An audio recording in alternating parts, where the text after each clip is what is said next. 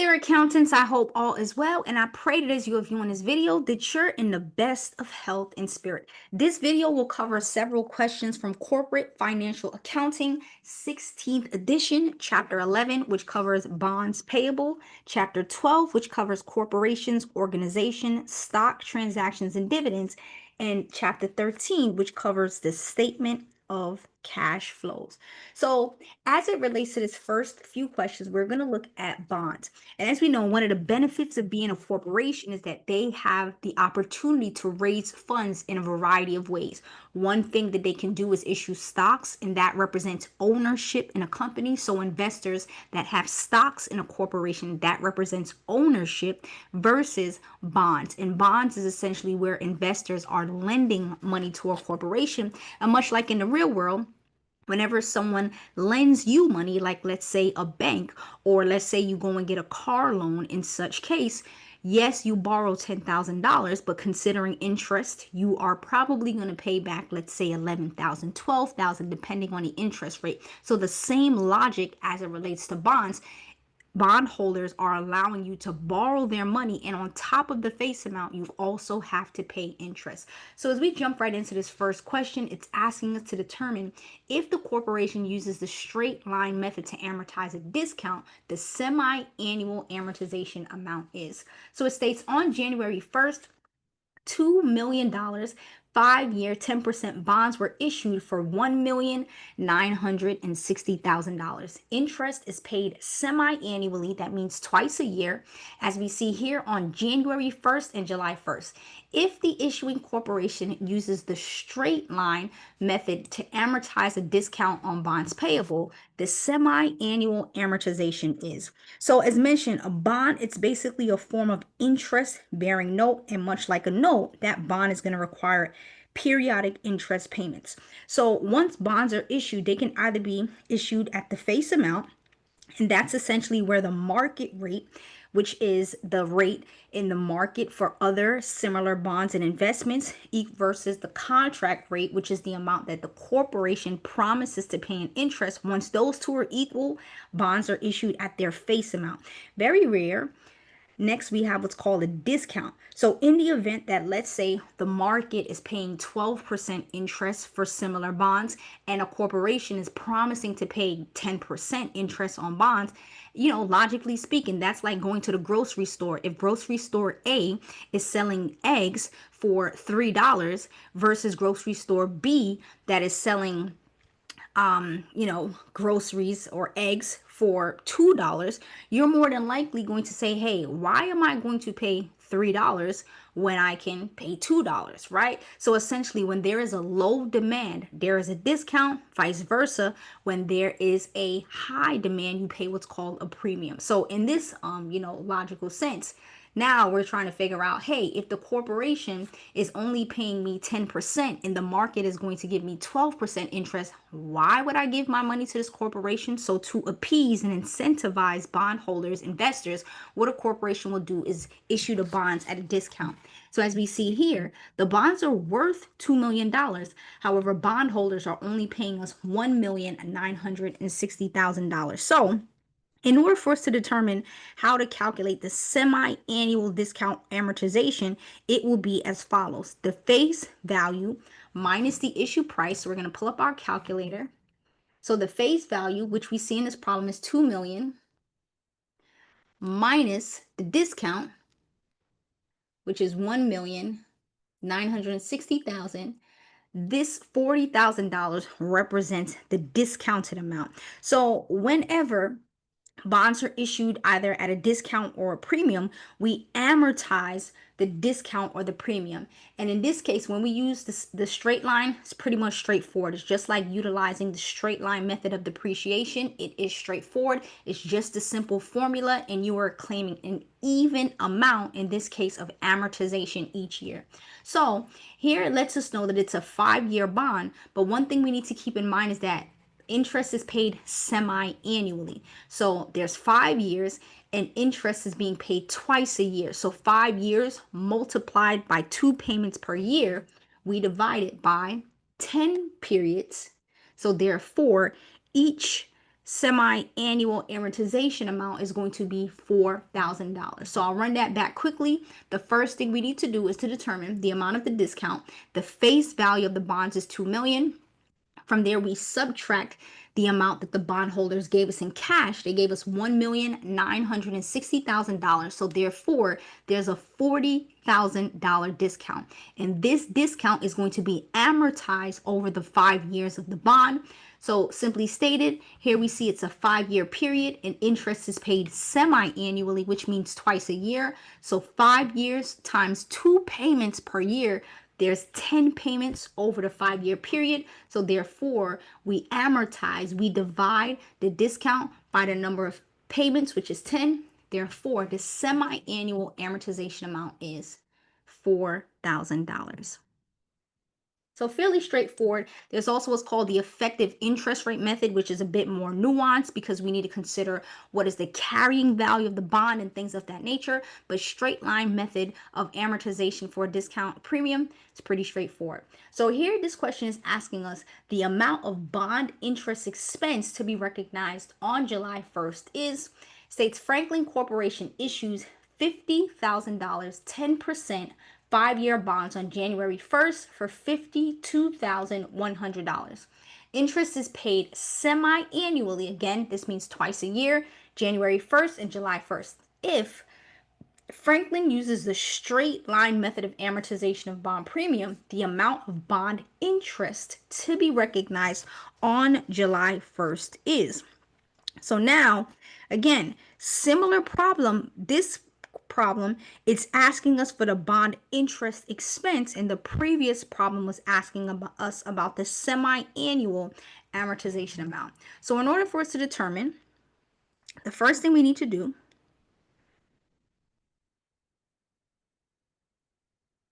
is determine how much interest is actually being paid. So the face value of the bonds in this case is $50,000.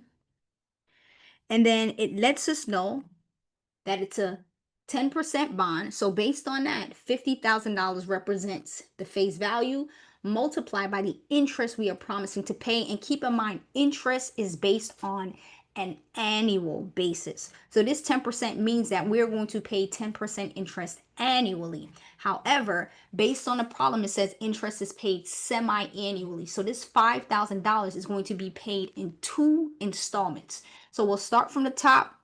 $50,000 is how much was borrowed, and Franklin Corporation is promising to pay 10% in interest each year. So in total, they're going to be paying $5,000 in interest per year. But again, they're paying it in installments twice a year. So we divide this annual interest by 2. So therefore, every 6 months, Franklin Corporation is going to be paying $2,500 in interest. So that's the first part of the problem. The first thing is that we were able to determine how much of interest is going to be paid. However, we see here that the bonds were issued at a premium. How do we know that? The bonds are worth $50,000. However, they are paying Franklin Corporation, or they've paid Franklin Corporation $52,100. So with that being said, we need to determine the amortization of the discount, or the premium in this case rather. So 52,100 minus $50,000 equals $2,100. So with that being said, this $2,100 represents the premium, and much like in the previous problem, we're also going to be amortizing the premium. So it's a 5-year bond. Payments are made semi-annually. So same logic, we are going to be dividing this premium of $2,100 by 10 periods. So therefore, $210 represents the amortization of the premium. So if we think now, again, $2,500 represents the interest that is going to be paid every 6 months. However, because we are amortizing the premium by $210, the interest expense in this case is going to be $2,290. So I would say to get a better understanding of this, one of the key things that you need to do and understand when you are dealing with bonds is understanding how to, recognize the journal entry. So when the bond is issued, our journal entry would be as follows. We would debit cash for 52,100. Then the next thing is that we would credit bonds payable, which is our liability.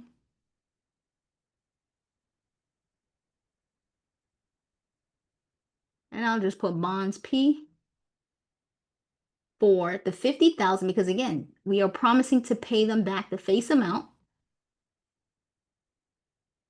And then now as we see here, our debits and credits don't tie. So therefore, the difference between the cash received and the bonds payable is our premium on bonds payable.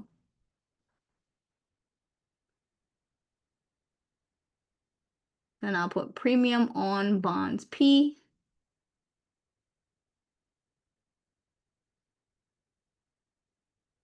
We're making it work. All right, but you guys get the gist. So this is the journal entry. So that $2,100 represents the premium on bonds payable. So this would be the journal entry as of January 1st. And now it's asking us as of July 1st to record the first payment. So here we have July 1st. And again, July 1st, we promised, hey, rain, shine, doesn't matter. We've promised that we are going to pay $5,000 per year. But again, there's 2 installments. So therefore, we are going to credit cash because we are going to pay them the $2,500. Doesn't matter. But as we mentioned, this $2,100 at the end of 5 years, the balance in this account needs to be 0. So therefore, that is the process of why we amortize it. So therefore, the 2,100 divided by the 10 payments, because it is a 5-year bond paid semi-annually. So 2,100 divided by 10 periods, we debit the premium on bonds payable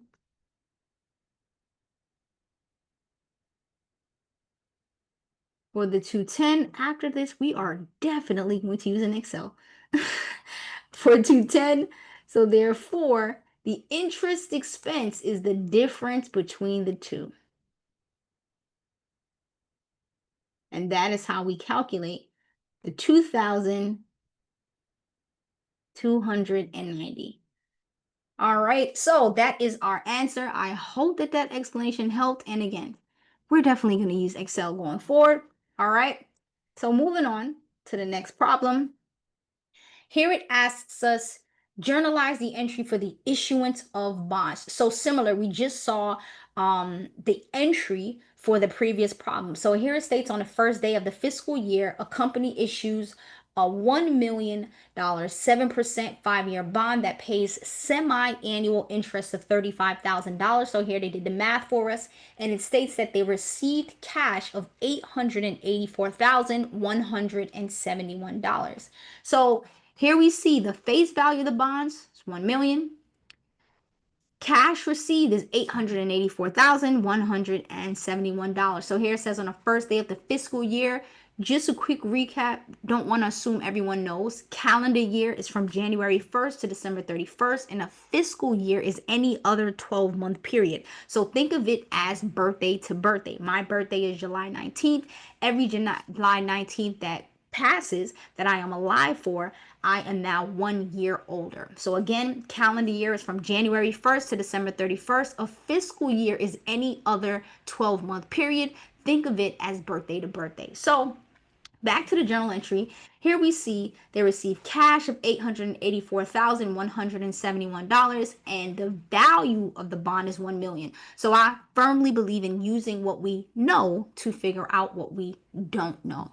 So with recording this journal entry, anytime you record journal entries, it is going to be of the utmost importance to understand the fundamentals of bookkeeping, the fundamentals of accounting, because if you do not, you're going to be confused as to, hey, why am I debiting this account versus crediting this account? So think of it as a coin, right? A coin, there's two sides of a coin. There's heads and there's tails. There's no in between, there's no middle, right? Heads or tails. Same thing as it relates to accounting. So when you were thinking of accounting, when you hear the word debit, I don't want you to think increase. I don't want you to think money coming in. When you hear the word debit, all I want you to think of is left.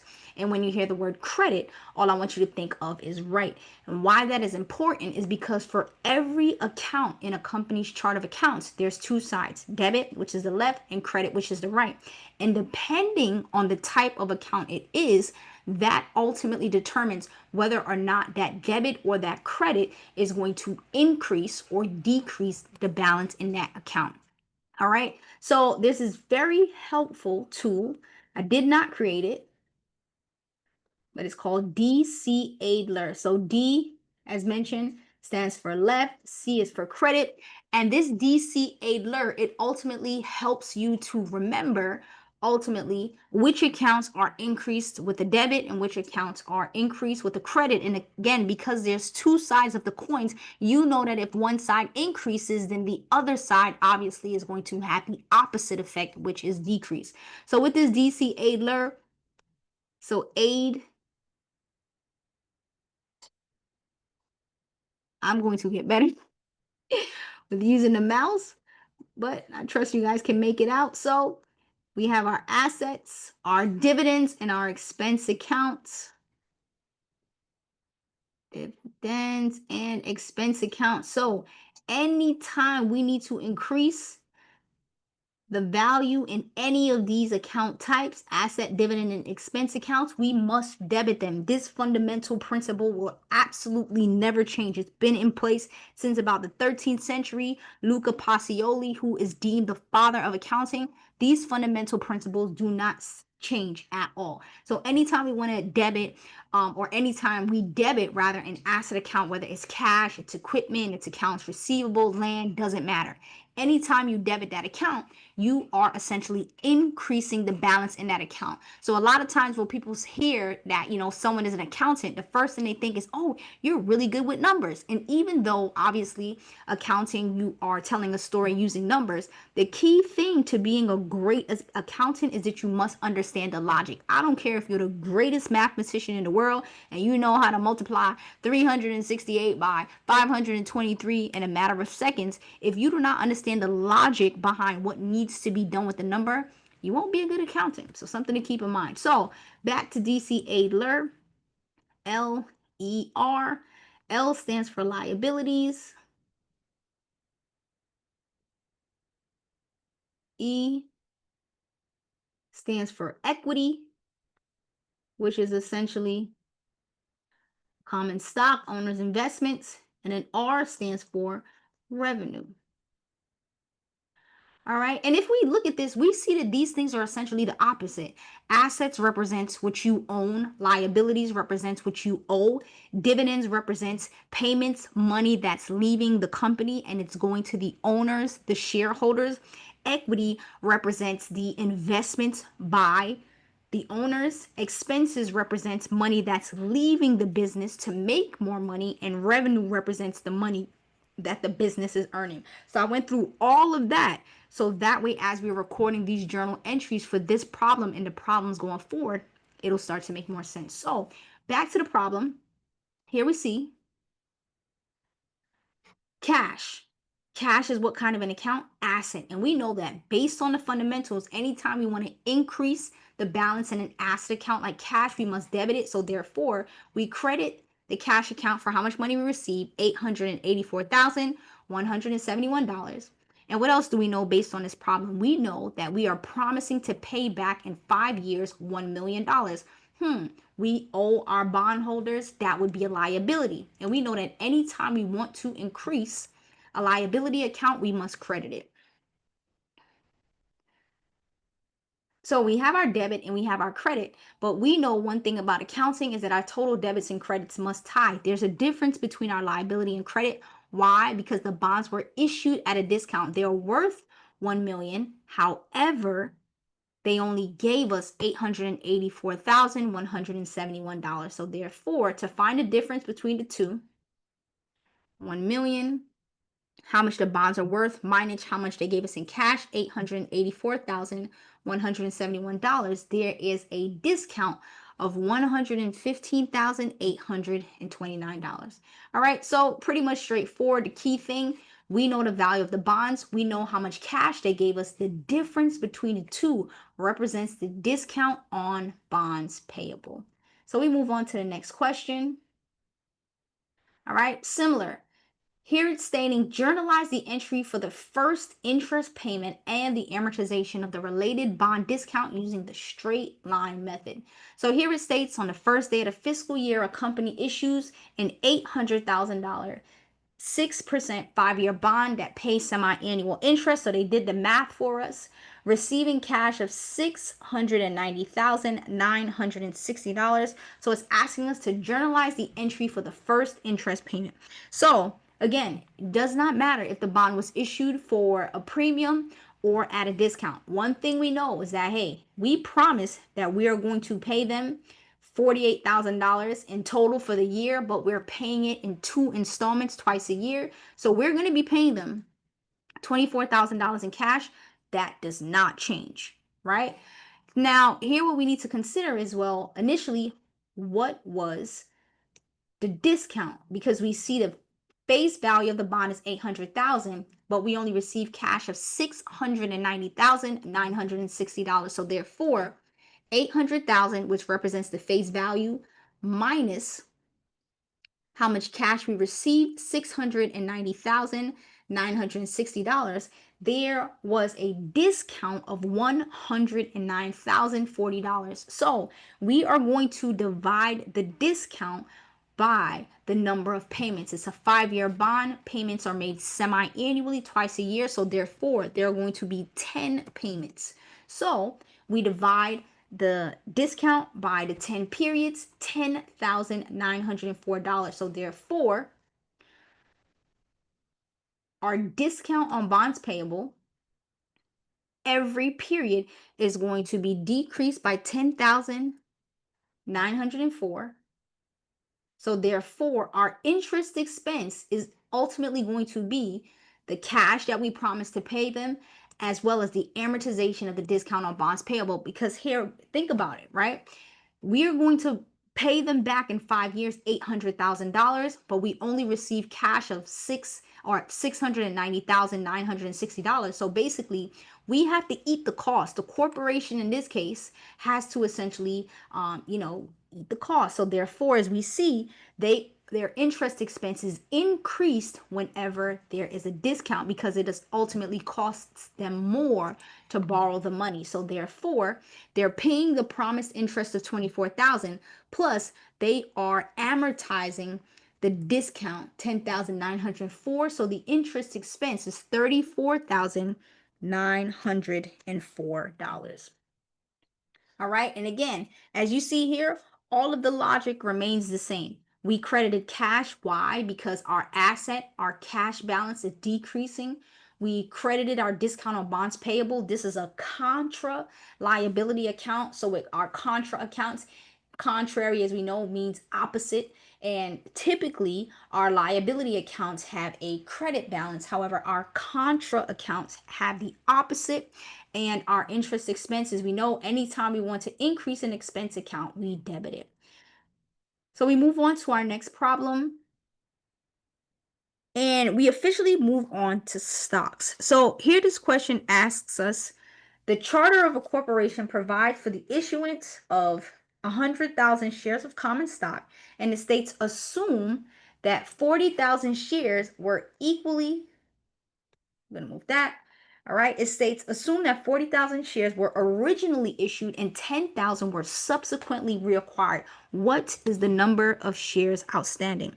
So, based on this problem, in order for us to determine the number of shares outstanding, it's a simple formula as follows. So, we start off with the number of shares that were originally issued. So, it lets us know here that 40,000 shares were originally issued, and then we subtract the number of shares that were reacquired. So we have what's called treasury stock. This is essentially where the corporation buys back a portion of their stocks, and it can be for, a variety of reasons. So in order to determine the number of shares outstanding, again, we start off with the shares that were originally issued, which in this case were 40,000 shares, and we subtract the number of shares that were reacquired, which is 10,000. So therefore, the answer is 30,000.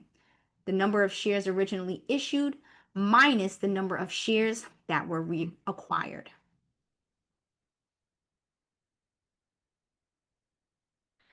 So for this journal entry, it asks, the entry to journalize the stock issuance would include a credit to common stock for. We have Nebraska Incorporated issues 3,000 shares of common stock for 45,000. The stock has a stated value of $10 per share. What is the journal entry going to include a credited amount to common stock for? So one key thing we have to keep in mind, common stock is going to be based on the credit to the common stock account. As we saw with the DC Adler, common stock represents equity, and that equity represents the investments by the owners in the form of common stock. And in order to determine the journal entry, it would essentially be as follows. So there's a lot of moving pieces, things for us to consider. So we have 3,000 shares were issued common stock for 45,000, and it lets us know that the stock has a stated value of $10 per share. So now we need to ask ourselves, okay, there's 3,000 shares worth $10 per share. We received cash of $45,000. So we need to factor in what's happening in this problem. So kind of similar to the bond problem where there is a premium. So in this case, we debit cash. Why? Because this is our asset and this is how much money is coming into the corporation. So we credit cash for 45,000. And then the next thing we factor in is the value of the common stock. So we know there's 3,000 shares. Each share is worth $10 per share. So we credit common stock. And I'm just going to put CS for the value, which is 3,000 times 10. And that gives us 30,000. But again, one thing we know about accounting is that everything needs to be in balance. So there's a difference between the cash that our shareholders gave us and the value of common stock. So therefore, we would credit our additional paid in capital in excess of the stated value. So I'll just abbreviate additional paid in capital in excess of the stated value of the difference, which is $15,000. So therefore, this would be our journal entry. So to answer the question, here we see the entry to journalize the stock issuance would include a credit to common stock for. A is our correct answer, $30,000. It would not be 15,000 because 15,000 represents the additional paid in capital. It would not be 45,000 because 45,000 represents the cash that they gave us, and it would not be $3,000. 3,000, I guess they just put this to trip you up. 3,000 represents the shares of common stock. It does not tell us that the value of each stock is $1. It's actually $10 per share. So A is our correct answer, $30,000.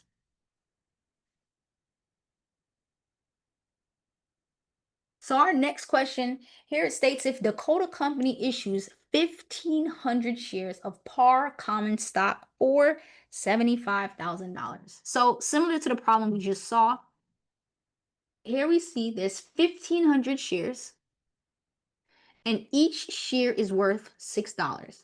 So therefore, as we see here, oh, put too many. So we have 1,500 shares for $6 per share. We know that the value of the common stock is $9,000. Again, 1,500 shares as we see here. multiply by $6 per share, the value of the common stock is $9,000. However, they paid us $75,000. So therefore, our journal entry is as follows. Similar to the previous journal entry we just saw, we debit cash for the amount of cash they paid us, which is $75,000. We credit our common stock for the value, which is $9,000. So we credit common stock for the $9,000. And then from there, we credit our additional paid in capital. So APIC. Why? Because again, the value of the stock is $9,000, $6 per share, 1,500 shares, but they gave us $75,000. So therefore, the difference between the 75,000 and the 66,000 is 6,000. So again, this is why, as I mentioned earlier, understanding the fundamentals of accounting, because again, you could be able to do all the math in your head, but if you don't know logically what to do with these numbers, you won't make it as an accountant. So logic is extremely important as an accountant. So as we see here, based on this journal entry, now we can rule out the answer choices that are incorrect. So here it says paid in capital in excess of par will be credited for 66,000. Right? That seems correct, but when you're dealing with multiple choice, you always want to go through all of the answer choices. B states common stock will be credited for 75,000. No, that's not correct. Why? Because the value of the common stock is only 9,000. Yeah, they paid us 75,000 in cash, but that does not represent the value of common stock. C states cash will be debited for 66,000. No, that's not correct. They gave us $75,000. D states paid in capital in excess of par will be credited for 9,000. No, that's not correct. 9,000 represents the value of the common share. So A is our correct answer.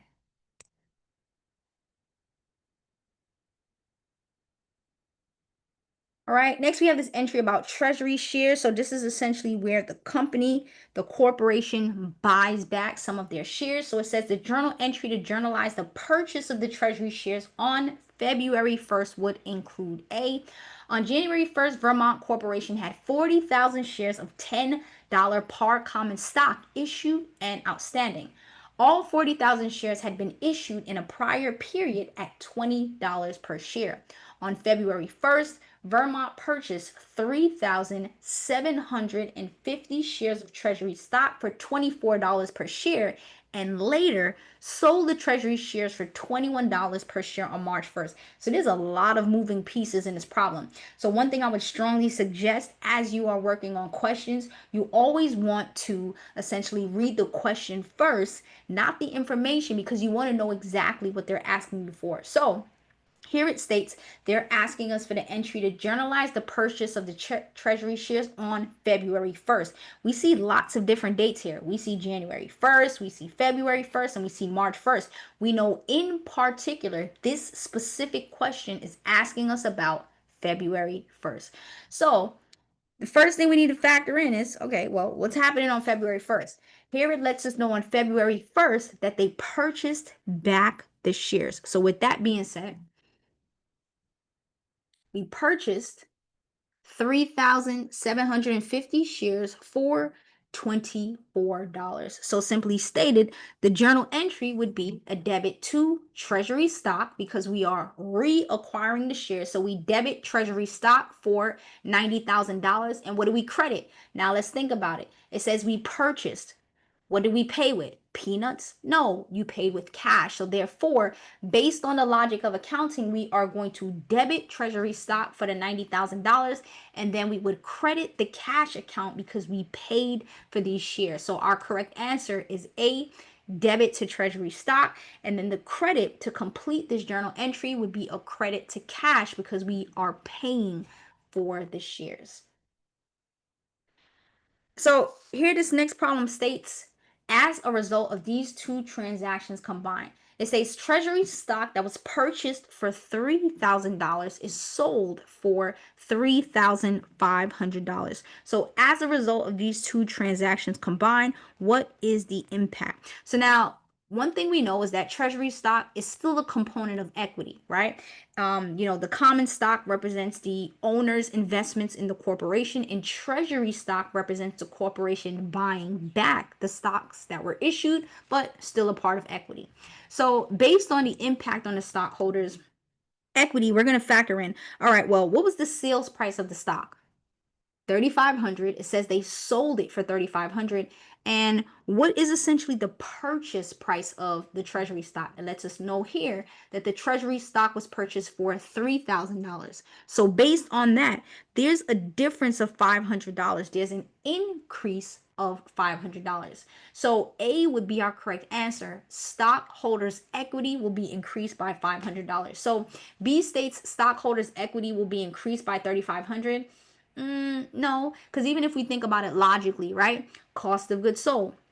If I paid $3,000 for an item and I flipped it, I resold it for $3,500. In all reality, I really only earned $500. Why? Because in order to make money, you got to spend money, right? So just keep that logic in mind. Yes, we sold it. Yes, we now have $3,500, but in order to make that $3,500, we had to spend $3,000. So I want you to understand the logic. So B cannot be the correct answer. C says stockholders' equity will not change. No, it's not true. We now have $500 more. D states income will be increased by $500. No, income from a corporation represents essentially the product that is being sold or the service that is being provided. In this case, none of that happened in this problem. What did happen is that the company purchased back the common stock in the form of treasury stock. So therefore, the correct answer is A, stockholders' equity will be increased by 500. D is incorrect because this transaction, the purchase or the repurchase of common stock, has no impact on net income. It only impacts stockholders' equity. So A is the correct answer. So now we move on to this problem. It asks the entry to journalize the reissuance would include a credit to treasury stock that had been purchased for $5,600 last month was reissued this month for $8,500. What is going to be our journal entry? So similar to the problems that we saw before. So we are going to credit cash for $8,500. Why? We sold it for $8,500. We reissued the stock and the shareholders gave us $8,500. And the only difference is that this problem is that instead of dealing with common stock, we're dealing with treasury. So we're going to credit the treasury stock for the value at which we repurchased, which was 5,600. And the reason why we are crediting it is because when we essentially purchased the treasury stock for the 5,600, we debited the treasury stock and we credited cash. And now that we are getting rid of the treasury stock, we no longer have it. We are going to be crediting treasury stock. And again, the key thing about accounting is that total debits and credits need to tie. So we purchased it for 5,600. We are reselling it for 8,500. So therefore, the difference, which is 2,900, represents our additional paid in capital in excess of treasury stock. So APIC. So based on this, we look at the different answers. And again, when we're dealing with the additional paid in capital, it depends. Is it par value? Is it stated value? Are we dealing with preferred shares? Are we dealing with common shares? So in this case, based on this information, we know that we can rule out A. We're not dealing with common stock. We're dealing with treasury stock. So B states, and it says a credit to. So we have paid in capital from sale of treasury stock for 2,900. Okay, that seems like the correct answer. C, would we credit treasury stock for 8,500? No. Why? Because let's consider the logic. When we first purchased the stock for 5,600, this would have been a debit, and I'll abbreviate. I will put TS. So 5,600, right? Now imagine we're going to credit it for 8,500. This is not going to work. Why? This is the original value of the treasury stock. If we were to credit it for 8,500, there's going to be a negative balance in our treasury stock. So this cannot be the answer. The correct answer can't be paid in capital from the sale of treasury stock. Why? Again, because the treasury stock has that beginning of balance of 5,600. So therefore, the correct answer is B.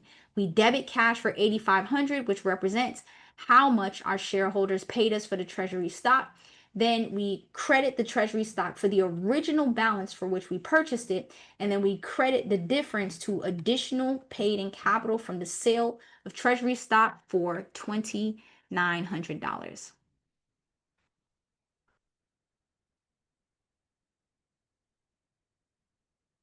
All right, this question moves on to stock splits. It states the number of shares outstanding will be Nevada Corporation has 30,000 shares of $25 par stock outstanding that has a current market value of $120. If the corporation issues a 5-for-1 stock split, the number of shares outstanding will be. All right, so in order for us to determine the shares outstanding after a stock split, will handle it as follows. So the current shares outstanding. So based on this, the problem lets us know that the current shares outstanding is 30,000. And for every one share that a person has, they're going to receive 5 shares. So this is simple math. Shares outstanding after the stock split is the current shares outstanding, which in this case is 30,000 multiplied by the ratio of the stock split. So again, for every one share that a person has, they're now going to have 5 shares. So 30,000 multiplied by 5. That essentially means that now the number of shares outstanding is going to be $150,000. All right. And what this ultimately does is it reduces the value of the market value, essentially. But again, key thing, current shares outstanding multiplied by the ratio of the stock split. So for every one share, now they own 5 shares. So 30,000 multiplied by 5, 150,000 shares is the correct answer.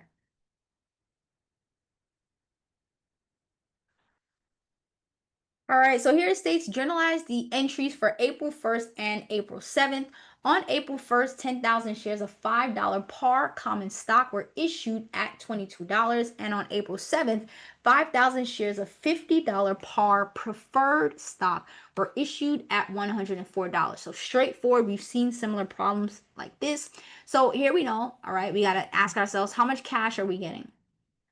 So it lets us know on April 1st, there were 10,000 shares issued at $22 per share. So therefore, the shareholders gave us $220,000 in cash. And what else do we know?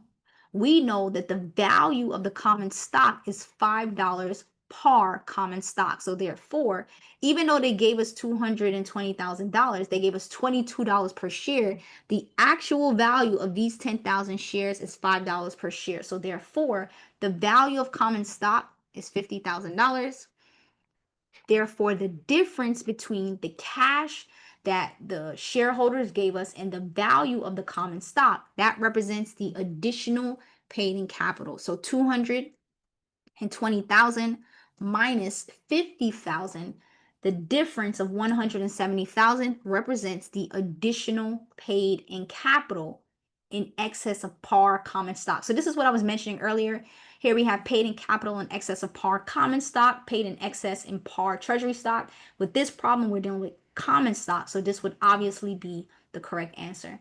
And then similar thing we're going to do for the preferred shares. It says April 7th, 5,000 shares of $50 par preferred stock issued at 104. So first things first, how much money did they give us? 5,000 multiplied by $104 per share. They gave us cash of 520,000. But again, how much is each share worth? $50. So 50,000 shares, or 5,000 shares rather, multiplied by $50 per share. The shares, the preferred stock is worth 250,000. And the difference between the two is going to be the additional paid in capital. So 520,000 represents the cash they gave us minus the value of the preferred shares. The additional paid in capital for preferred stock is $270,000. All right. And again, same thing. We see paid in capital in excess of par preferred, paid in capital in excess of par treasury. The correct answer is paid in capital in excess of par preferred stock. All right, similar entries here. We are dealing with common stock. So here it says May 10th, the company issued for cash 1,500 shares of no par common stock with a stated value of $2. So this is similar. The only difference in this case is that it's stated value, right? And the other problem was par value, same logic, right? At $14, and on May 15th, it issued for cash 2,000 shares of $15 par preferred stock at $58. So exact same logic as the previous problem. So here we are. We issued 1,500 shares at $14. They gave us cash of 21,000. The value of each share, the stated value is $2. So therefore, 1,500 multiplied by 2 is 3,000. We are going to credit, in this case, common stock. So therefore, we know that there's going to be paid in capital in excess of stated value, common stock, the difference, which is $18,000. All right, so that's the only difference. Now on May 15th, it says we issued for cash 2,000 shares of $15 par preferred stock at $58. So we have these 2,000 shares. They paid us $58 per share for a total of $116,000 in cash. From there, we credit preferred stock. The value of the preferred stock is $15 per share for a total value for preferred stock of $30,000. And therefore, the difference between the two is as follows. The cash they paid us of $116,000 minus the value of the preferred stock, which is $30,000. So therefore, the additional paid in capital is the difference of $86,000. And we're going to credit the paid in capital in excess of par preferred stock. All right, so that's really the only difference. Again, stated value, par value, they are essentially treated the same. Here it asks us to determine the dividends per share for preferred and common stock for each year. Here it states Sabatino Company has 40,000 shares of $1 par, 1% preferred stock, and 100,000 shares of $50 par common stock issued and outstanding. The following amounts were distributed as dividends. So we have in year one, there were $50,000 of dividends. Year two, $90,000. And then year three, $130,000. So now we essentially need to factor in, hey, what's the dividends per share? So there's a lot of information going on in this problem, but we are going to push through. So here it says the first thing that we need to do, right? First and foremost, we ultimately need to determine how much are we promising to pay the preferred dividend shareholder. So that's one of the benefits of being a preferred shareholder, is that you receive preference for dividends. It ultimately depends if it is cumulative, if it is non-cumulative. So simply stated, if the preferred dividends are cumulative, what that means is that in the event that the corporation does not pay you dividends in year one, in year two, when they pay dividends, they're going to have to pay you for what they owe you for year one, and they're going to pay you for year two. If it is non-cumulative and they do not pay you dividends in year one, you pretty much just got to suck it up, right? They are only going to pay you what they owe you in year two. Common shareholders, they basically get what's left over after paying the preferred shareholders, if anything. So just keep that in mind. So here we have this company that had 40,000 shares of $100 par, 1% preferred stock. So again, we need to figure out how much are we promising to pay these preferred shareholders. So we have 40,000 shares and we are promising to pay 1%. And here it lets us know $100 par. So of the 40,000 shares, we have 1% preferred stock. So we multiplied the preferred shares by the percentage, and we multiply it by the value of the per share, which is 100. So therefore, we are promising to pay a preferred dividend to our preferred shareholders of $40,000 every year. That's what we are promising to pay them essentially. So now what we need to do is figure out, okay, hey, how much are we going to give our shareholders, our common shareholders? So here's what we need to figure out.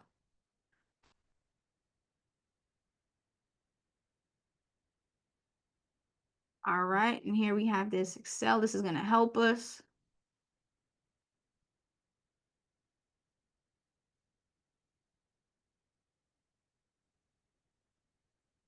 All right, so here we have this Excel. This kind of, help us so that way we are not just talking about numbers, but you actually see how it's all coming together. We'll close this.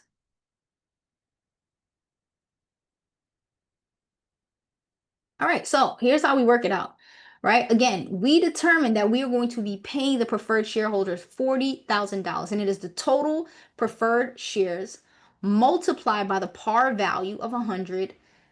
And I'm actually going to write this in so you guys can see 40,000 shares multiplied by 100 multiplied by 1%. Let me actually write it in so that way you guys can understand how we get multiplied by 1%.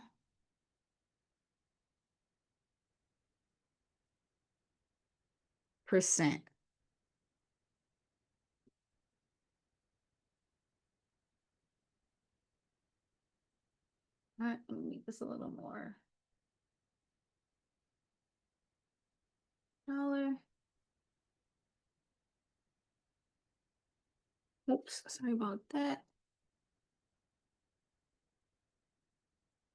All right, so the total preferred shares multiplied by the par value multiplied by the percentage. So therefore, we are promising that we're going to pay our shareholders $40,000 each year. That's what we're promising to do.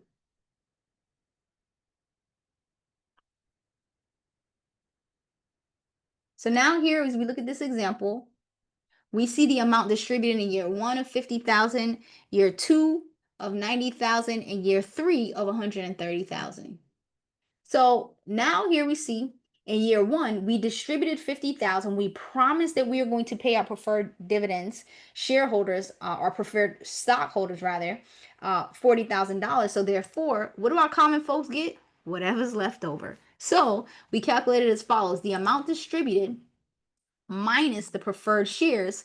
So therefore, $10,000 was issued to our common shareholders. So in order to determine the dividend per share, it is calculated as follows. So it is the preferred dividends distributed, which is $40,000, divided by the preferred stock outstanding. So the problem lets us know that there's 40,000 shares of preferred stock outstanding. So we divide it by the total shares outstanding. So therefore, for year 1, the preferred stock dividends per share is $1. And for our common shareholders, they receive $10,000 of dividends, and we divide it by the number of shares outstanding. It says 100,000 shares of $50 par common stock. So we divide it by 100,000. So therefore, the dividends per share for year 1 for the common shareholders is 10 cents.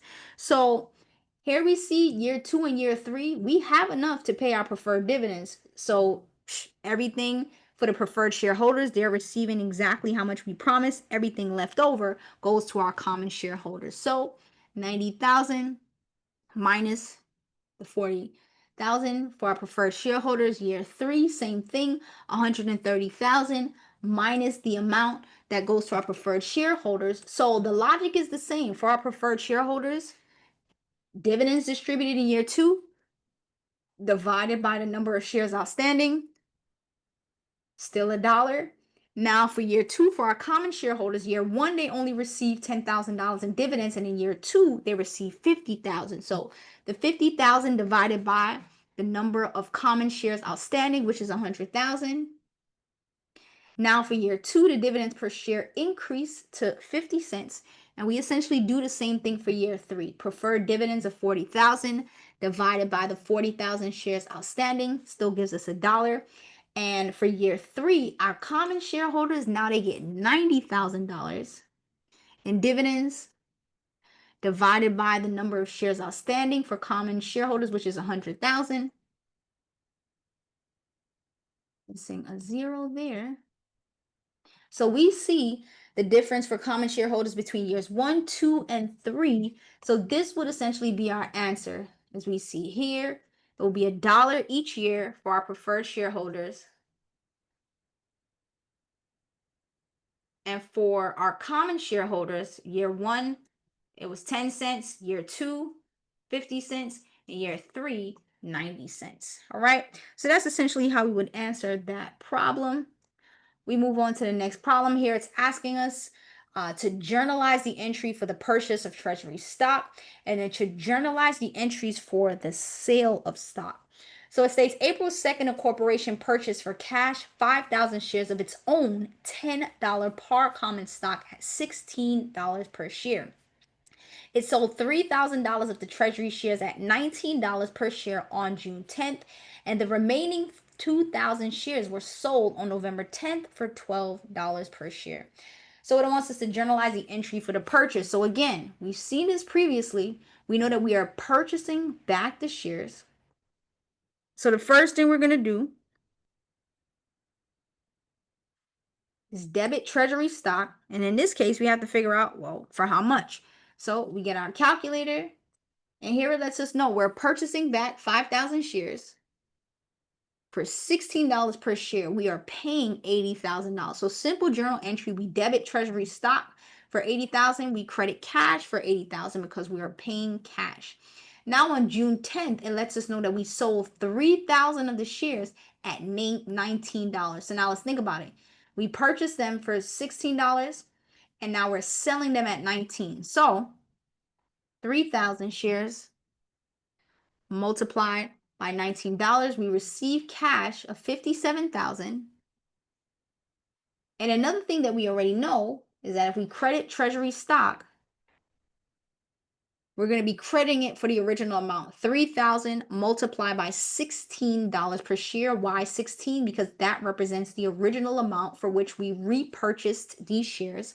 So the value of the treasury stock is 48,000, and therefore the difference between the two, the cash paid and the value of the treasury stock is 9,000. So therefore, the difference between the two is going to be paid in capital from sale of treasury stock. And then now on November 10th, it says the remaining 2,000 shares were sold for $12 per share. So now we see that there's going to be a loss. How do we know that? Well, we purchased it for 16 and we're selling it for 12. So based on that, we know that there's going to be a loss. 2,000 shares at $12 per share, we receive cash of 24,000. And we know that the value of the share are 2,000 multiplied by 16.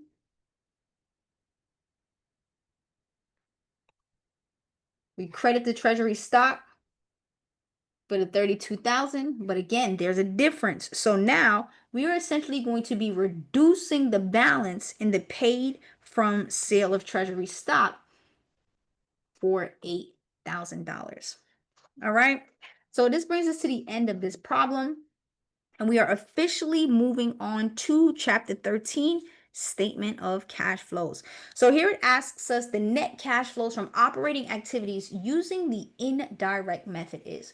States the following information is available from the current period financial statements. We have net income of 165,000, depreciation expense, increase in accounts receivable, and we also have a decrease in accounts payable. So we know that with the statement of cash flows, this ultimately helps investors, companies to essentially have a greater understanding of the inflows of cash into a business and the outflows of cash into a business. Why is this important? Because the net income of a corporation does not truly reflect the cash that the company has. Why? Because once they are utilizing the accrual basis method of accounting, it doesn't necessarily truly reflect the cash, the inflows and the outflows. So with that being said, with the statement of cash flows, we start off with net income when we are using the indirect method, and from there We account for any non-cash adjustments that need to be reconciled. So we start off with its net income of 165,000, and we have depreciation expense.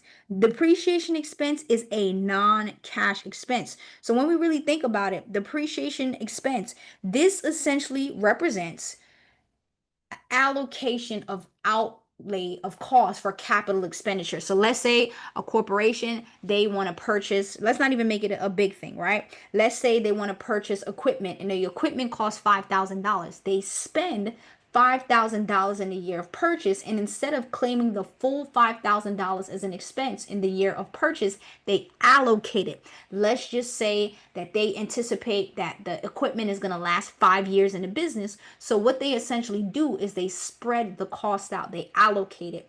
They take $1,000 of depreciation expense each year. But again, now let's think logically. The key thing with the statement of cash flows is you always want to consider what is the impact of cash, or on cash rather. Depreciation expense, yes, it's an expense and it reduces net income, but it is not a cash expense. So therefore, depreciation expense is always going to be added back. So we start off with 165,000. We add back that depreciation expense because again, it is not a cash expense. So we add it back.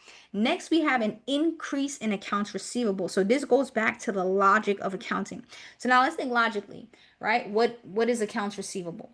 Accounts receivable, this is essentially where a business, they sell a product or they provide a service to a customer, and the customer doesn't pay them right away, right? The customer gives them an IOU. They say, hey, you've provided us with this service, you've sold us this product, we're going to pay you back later. Maybe, right? Maybe they'll pay you, maybe they won't.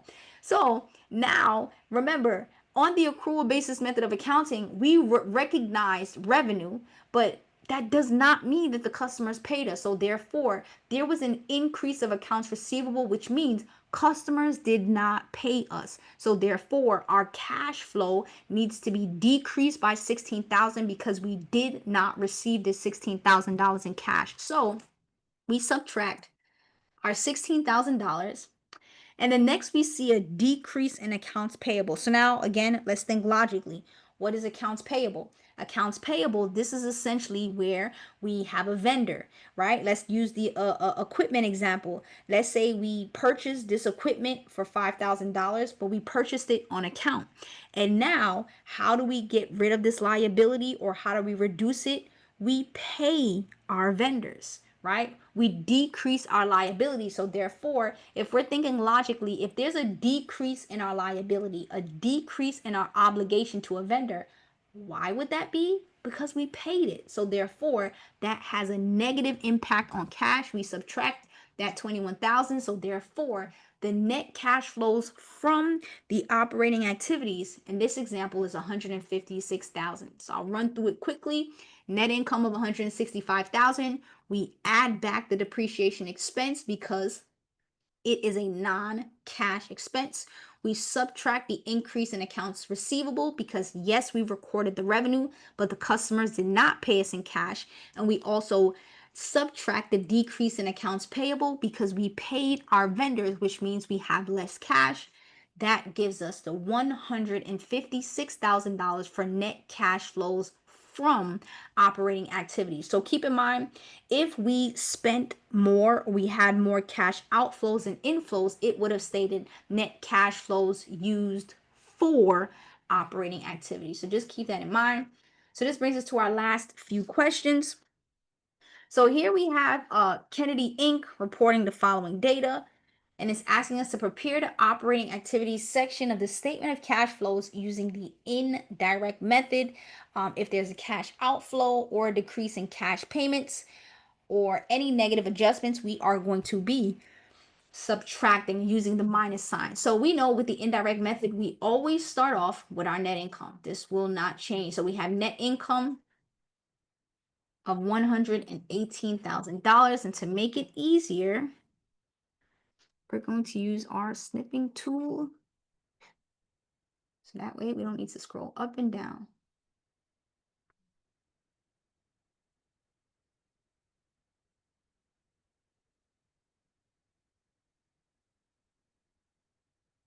All right, so here we go.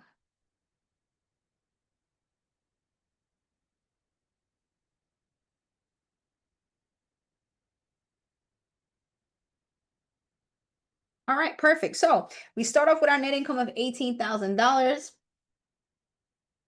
So we use this amount, we're good to go. Next, we know depreciation expense, right? We are going to add this depreciation expense back. Why? Because again, it is a non-cash expense. So we adding it back. Next, we have a loss on the disposal of equipment. So same logic, right? If we think about the income statement recognizes our revenue, it recognizes our expenses, and it also factors in any gains and any losses. So a loss ultimately decreases our net income. So operating section of the statement of cash flows, this represents the normal course of operations, right? So a company like let's say a car dealership, right? The normal course of operations for this company is to sell cars, right? Let's just say that the company, they had a lot where they held some of their cars and they decided to sell it. They sold the land, they sold the space. That is not a part of, the normal course of their operation. So therefore, it should not be reflected under operating activities. Instead, it should be reflected under investing activities, which represents the sale or the purchase of non-current assets. So in this case, we're backing out this $10,000. So it was subtracted from our net income. We're going to be adding back this $10,000, which ultimately reduced our net income. Next, we have gain on the sale of building. Again, same thing. The gain ultimately increased our net income, but it's not a part of our operating activity. So therefore, we're going to be subtracting the gain on the sale of building, and this loss from disposal of equipment and the gain on sale of building, it would be reflected on the investing activities section of the statement of cash flows. Next, we have the increase in accounts receivable, same logic. We saw this in the previous example. We provided services, we sold a product to customers. They ain't give us no money, right? Simply stated. So therefore, we have $7,000 less. Next, we have a decrease in accounts payable, same logic. Why is there a decrease? We paid our vendors, so therefore, we have $2,000 less. So now we ultimately want to figure out, is this net cash flows from or used for? So from represents a positive, used for represents a negative. So we account for this as follows. We start off with our net income. We add back depreciation and non-cash expense. We add back the loss, which reduced our net income. And we subtract the gain on the sale of building, which increased our net income. And then from there, we subtract the increase in accounts receivable because our customers didn't pay us.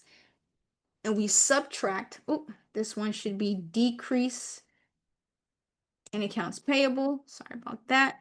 And we subtract the decrease in accounts payable because we paid our vendor. So therefore, the net cash flows from operating activities is 114,000. All right. So again, anything without a minus sign, you added. Anything with a minus sign is going to need to be subtracted. All right. So this brings us to our last question. Here we have a comparative balance sheet for Posner Company for years 1 and 2, ended December 31st, and it's condensed as follows. So we have cash, we have accounts receivable, inventories, etc. And now it is asking us to prepare the statement of cash flows. So we know a few things. First and foremost, we know that we are going to be starting off with net income. That's one thing we know. So there's a lot of information here, lots of moving pieces, and we'll go through it step by step. So the first thing we see here, or the first thing we need to figure out, is essentially the net income. So as we see here, we have our income statement. So it says the income statement is as follows: net income of 129,000. So we have our starting point. And then now we essentially need to figure out, what's going on with depreciation and things of that nature. So here we see the depreciation expense of 26,000, but again, that is not a cash expense. So we add back the 26,000. And then we need to consider, were there any gains, any losses, any adjustments to reconcile net income? So we see that there was a gain on the sale of investment. So as we see here, this gain on the sale of investment, it increased our net income. But again, this should not be a part of operating activities. This is an investing activity. So therefore, because it increased the net income, we're going to be subtracting the gain on the sale of investments. So now we need to factor in the changes in our current operating assets and liabilities. So now let's factor in current assets and current liabilities. So we see here our accounts receivable in year one was 48,000 and in year two was 37,000. And then we also factor in our inventories. Year one, our inventories were 100,000 and in year two, they were 108,500. So, let's start off with accounts receivable. We factor in 37,000. We'll start off with year two and compare it to the previous year. So 37,000 in year two minus the balance from year one of 48,000. There was a decrease of 11,000. So now let's think logically. Again, accounts receivable represents the amount of money that our customers owe us. So because there was a decrease in the balance, that means that our customers paid us what they owed us. So therefore, decrease in accounts receivable has a positive impact on cash because we received cash from our clients, our customers. Now we consider inventory, and we see inventory in year two was 108,500 minus year one 100,000. So we see that there's an increase of 8,500. So what is inventory?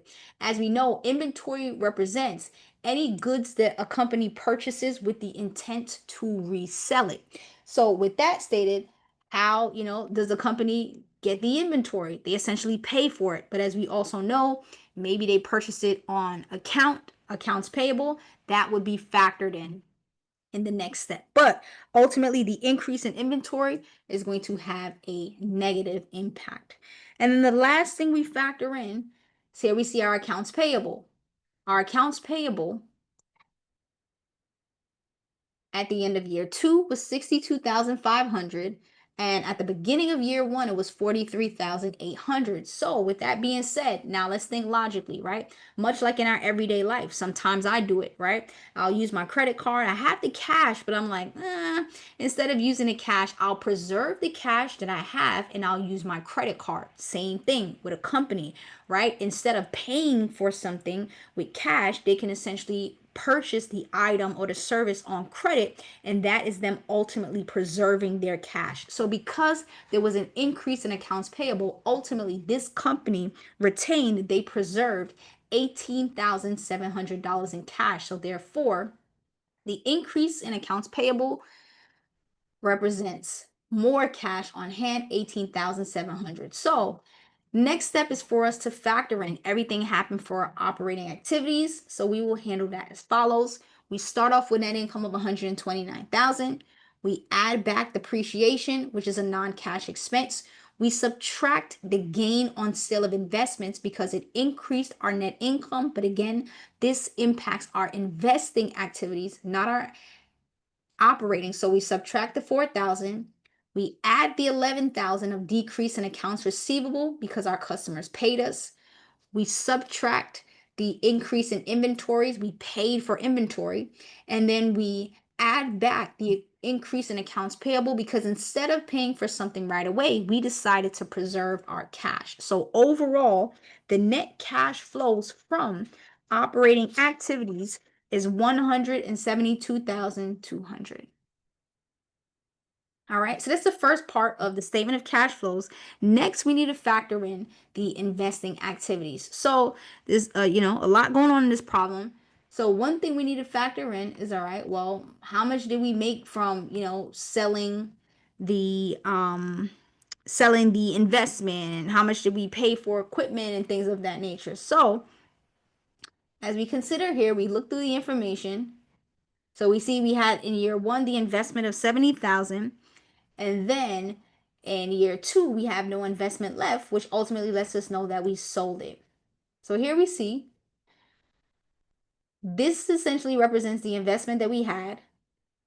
And then it also lets us know that there was a gain. So what that simply means is that, hey, yes, the value of the investment was 70,000, but because there's a 4,000 gain, logically speaking, that means that we sold it for 74,000. So with that being said, we factor in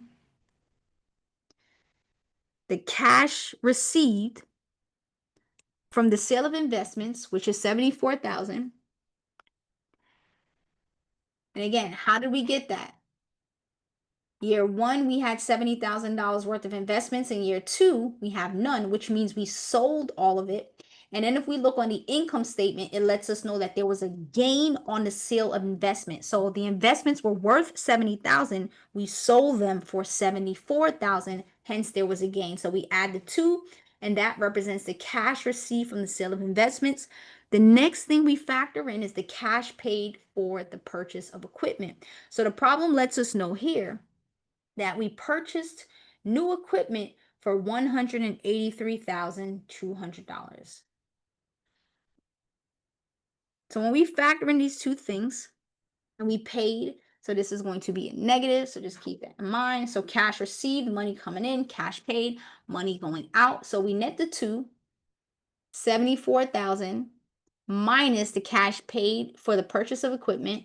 So therefore, the net cash flows used for investing activities is a negative 109,200. So now this brings us to the last portion of the problem. Cash flows from or used for financing activities. So as we know, financing activities, this represents stock issuance as well as bond issuance and paying dividends, interest to our stockholders and bondholders. So here we see, it lets us know that there was a sale of common stock. It says 5,000 shares of common stock were issued at $13 cash. So we need to figure out, all right, well, how much cash did we receive from the sale of stock? 5,000 shares multiplied by $13 per share for a total of $65,000 cash received from the sale of common stock.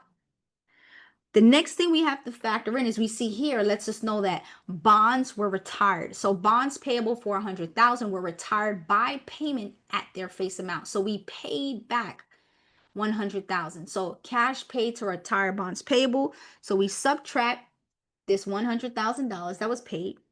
And then the next thing we need to factor in is dividends, payments. So it says cash dividends declared and paid, keyword, were $25,000. So now we need to figure out, is there net cash flows used for or from? So we start off with the cash received from the sale of common stock, which was 65,000. We subtract the cash paid to retire the bonds, and then we subtract the cash paid for dividends. So therefore, the net cash flows used for financing activities, 60,000. So therefore, now we want to figure out overall, was there an increase or a decrease to cash? So for the net cash flows from operating activities, there are 172,200. Then our net cash flows used for investing activities was 109,200. And then our net cash flows used for financing activities was 60,000. That leaves us with a net increase in cash of $3,000, right? So we have a net increase in cash of 3,000. Our beginning cash balance based on year one's balance sheet was 50,000. So now, logically speaking, if we had an increase in cash of 3,000 and we started off with 50,000, our ending balance for cash should be 53,000. So we compare it with the balance sheet, everything goes, or everything ties rather, we are good to go. So with this statement of cash flow, this is also a very, very useful tool to determine if there's any fraud, right? To determine if anyone in the organization has sticky fingers, because Like they say, men lie, women lie, numbers don't. So simply stated, if we see that, hey, wait, on the balance sheet, it's only showing us cash of $49,000, or maybe it's showing more, right? That lets you know that someone is cooking the books essentially. So this statement of cash flows, again, it's used not just by investors to ultimately see the cash inflows and outflows for a company, but it also is a tool to be used to determine if there's any stealing or fraud that's happening in the company. So this brings us to the end of questions for Chapter 11, Liabilities, Bonds Payable, Chapter 12, Corporations, Organizations, Stock, Transactions, and Dividends, and lastly, Chapter 13, which covers the statement of cash flows.